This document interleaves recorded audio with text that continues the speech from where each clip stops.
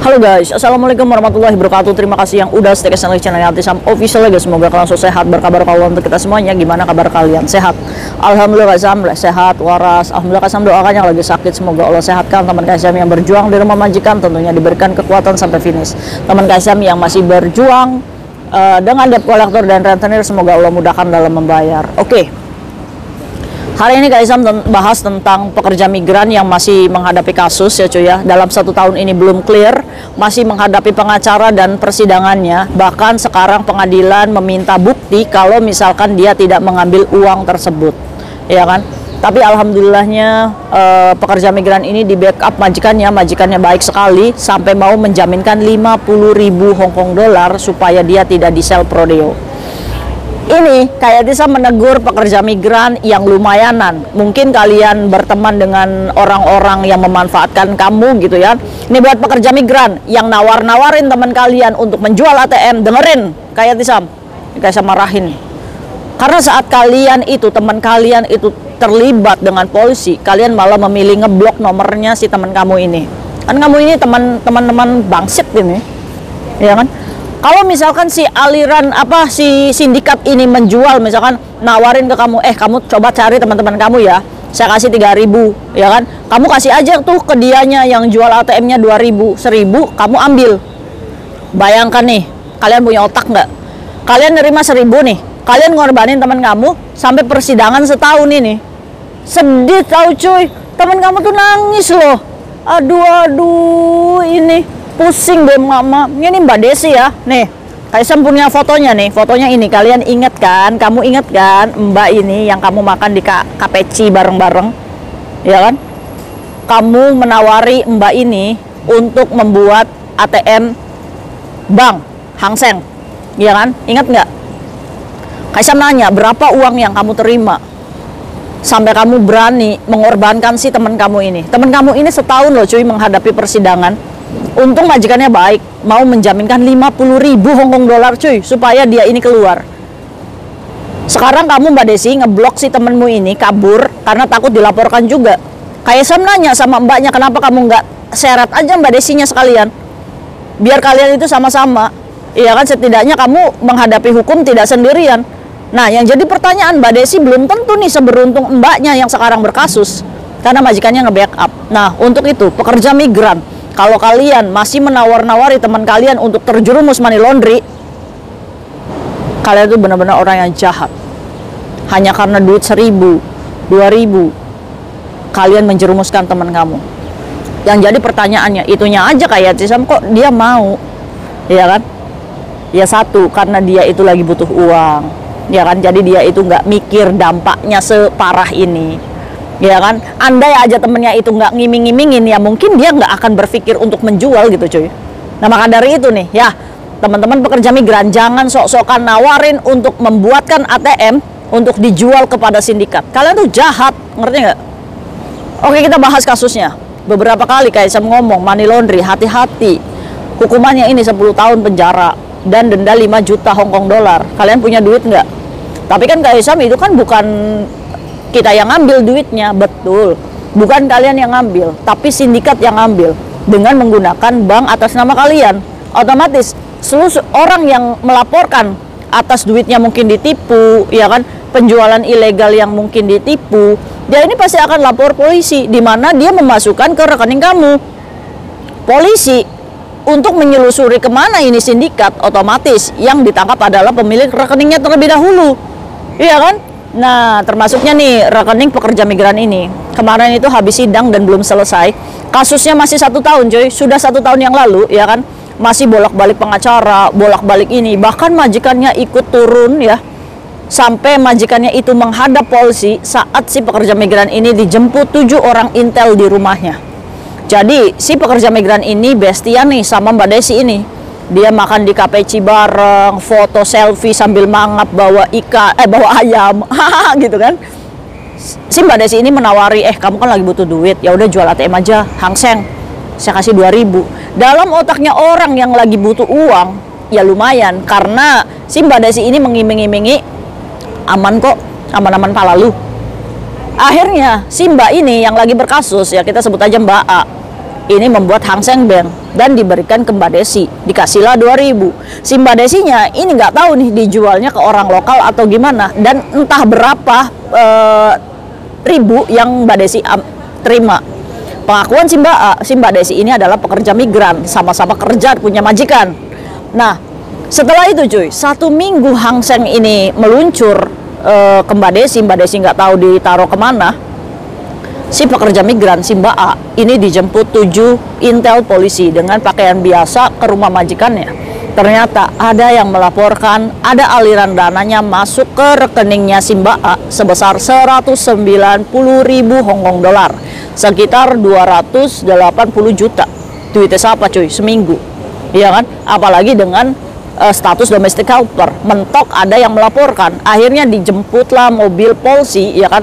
Heboh dong, apartemen. Iya kan, majikannya kaget, loh kenapa cece saya bisa ditangkap, ya kan? Akhirnya majikan datang uculuk ke kantor polisi.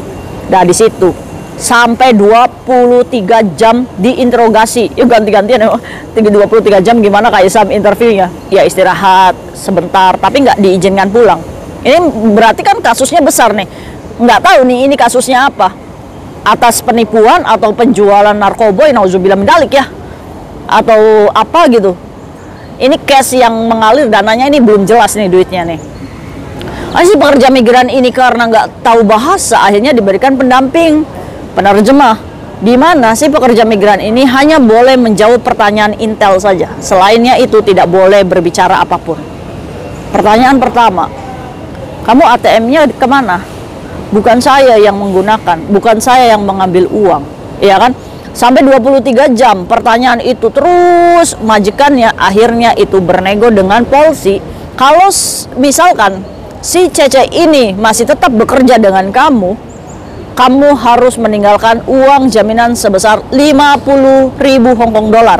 Loh kayak Tisam, saya kemarin kena kasus money laundry tapi nggak sebanyak itu ninggalin uang jaminannya. Ini kan cash by cash. Ini nggak tahu nih kasusnya ini besar atau enggak, iya kan?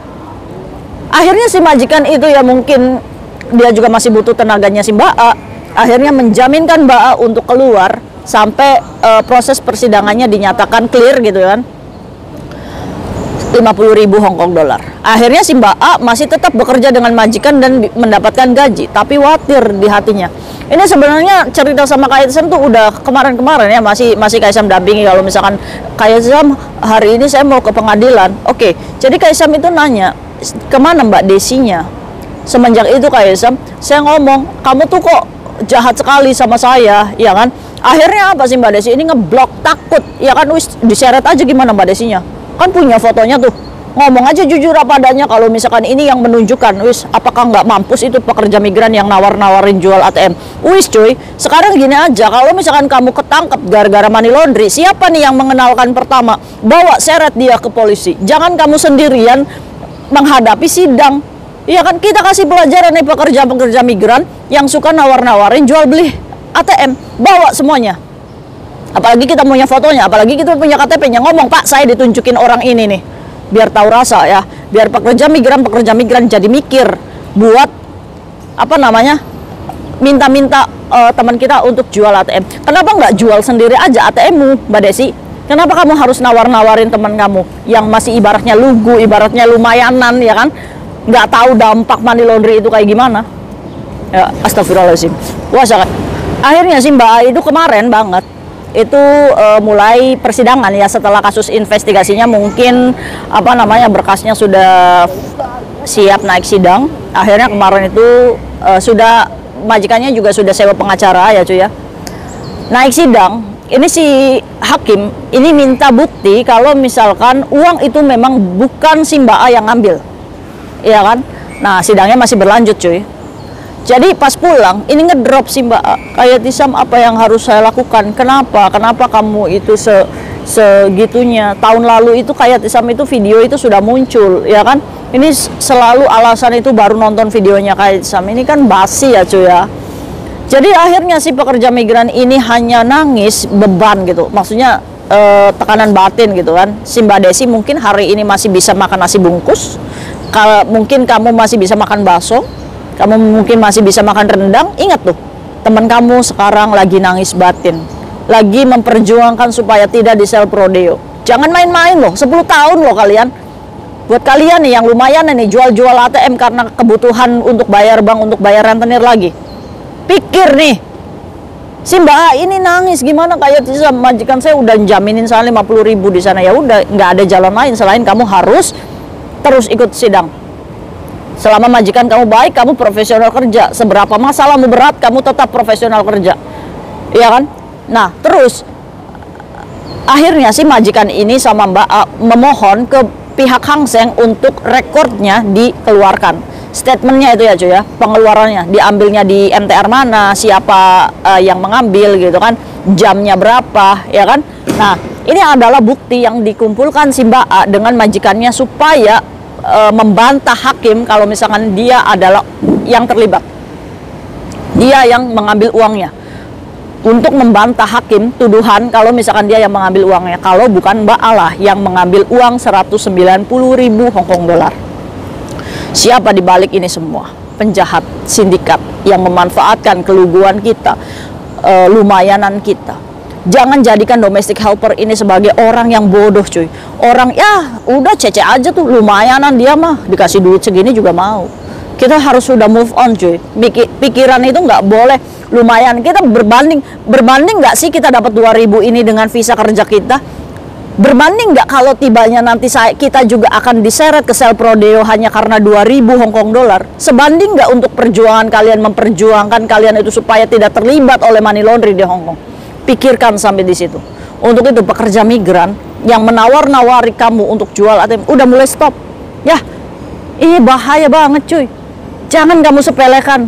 Jangan hanya karena kamu lumayan dapat 1.000, harus tak PP ini ya, harus disablak ini PP-nya ini. Pusing deh Sam. Terus muncul pertanyaan, kayak Sam itu ada tuh di daerah Long itu. Peminjaman uang, sebenarnya sistemnya itu 3 bulan bayar utangnya. Sebenarnya sih nggak ada jaminan apa-apa kayak Sam. Tapi kalau misalkan kita nggak bayar, kita itu dikasih pilihan, ya udah utang lunas, yang penting kamu bikin HSBC, Hang Seng, udah utang kamu lunas di daerah Long itu, ya kan? Kalau nggak salah namanya si Lengloy ya, Mbak Lengloy.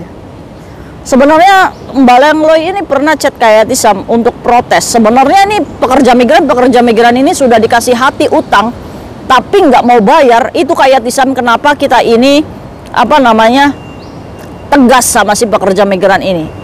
Pekerja migran itu loh udah dikasih utang, dikasih jangka waktu 3 bulan, kita cuma bunga 15%, tapi disepelekan. Padahal kita nggak jaminan dokumen gitu. Kenapa pada lalai membayar? Ini kita harus introspeksi bersama ya cuy ya. Kita tahu moral pekerja migran kalau hutang itu lalai membayar. Nah, yang jadi pertanyaannya, kenapa pihak kaliannya mau menghutangkan pekerja migran sebenarnya yang wataknya sudah seperti itu? Berarti kan kalian juga sudah tahu resikonya akan tidak dibayar, ya kan? Ya kan, makanya kayak Tisam, ya kita kan kasih pilihan, ayo kalau misalkan kamu nggak bisa bayar nggak apa-apa, kamu bisa jual ATM ke kita, ya kan? Ini kayak Tisam bertanya, ini Mbak Lengloy ini apakah sindikat money laundry? Tersinggung atau enggak? Ya Kaisam harus sentil. Karena apa? Loh, kayak Tisam jangan salahkan kita dong. Kita kan tidak memaksa mereka untuk membuat ATM atau apa. Terserah mereka mau buat silahkan, enggak pun enggak masalah. Oke, kita bahas. Ini adalah drama ya cuy ya, dimana kita mempojokkan orang yang tidak bisa membayar hutang untuk memberikan pilihan yang dimana ini adalah terjebak money laundry. Oke, buat kalian yang mungkin sudah terjebak oleh kasus ini, apa sih yang harus dilakukan? Hutang tidak bisa dipolisikan, ingat itu. Walaupun ancaman itu datang ke keluarga kamu di Indonesia, itu adalah resiko kamu karena kamu sudah mau berhutang dengan mereka.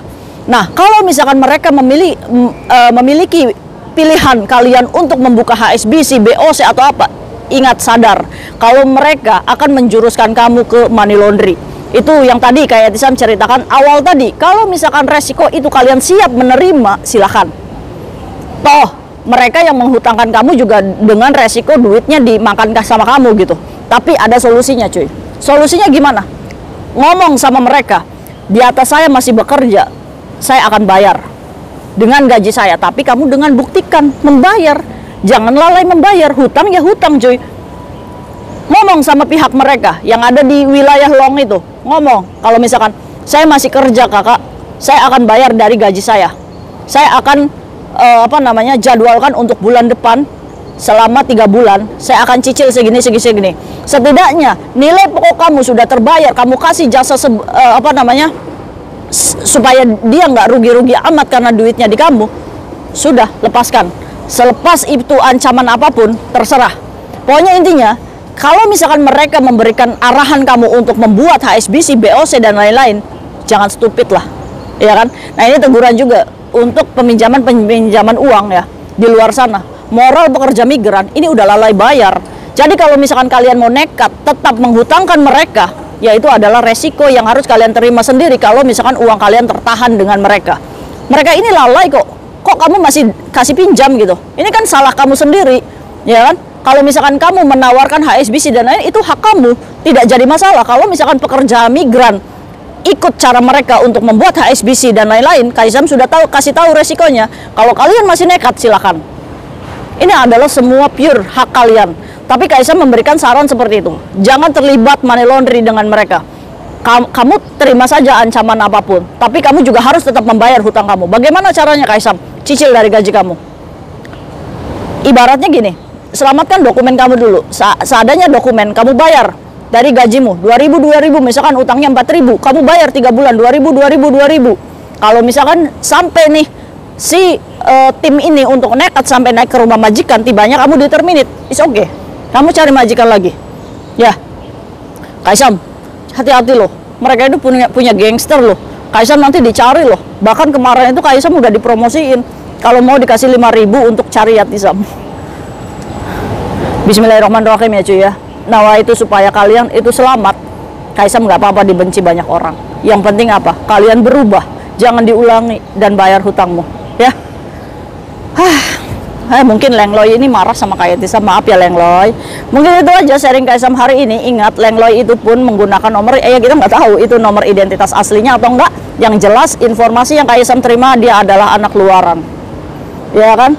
Lengloy, mungkin kamu pakai nomor bukan asli identitasmu, ya kan? Kamu pun kalau misalkan pencairan dan lain apapun, kamu juga pakai masker, otomatis kamu pun identitasnya sebisa mungkin kamu itu akan ditutupi. Karena apa? Karena setidaknya status WhatsApp kamu itu menerima HSBC, Japri, Hang Seng BC, apa, ya kan? Kaisam tegaskan, kamu adalah sindikat money laundry. See you next video, bye-bye. Hati-hati ya, bye-bye. Assalamualaikum warahmatullahi wabarakatuh.